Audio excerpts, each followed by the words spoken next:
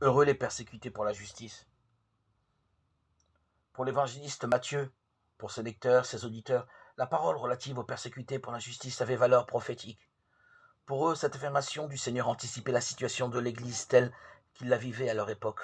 L'Église était devenue l'objet de persécution, elle était persécutée pour la justice.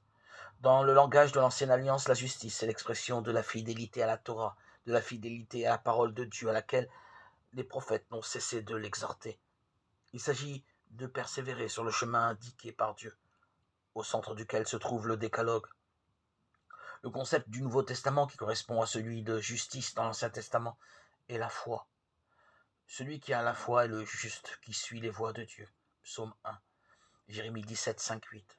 Car la foi signifie accompagner le Christ, en qui s'accomplit la loi tout entière.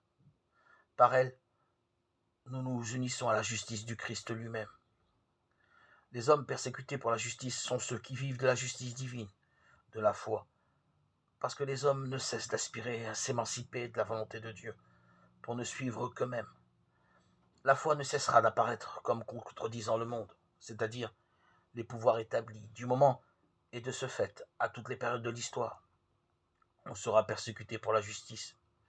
Cette parole de consolation est un encouragement adressé à toutes les églises persécutées de tous les temps, dans son impuissance et ses souffrances.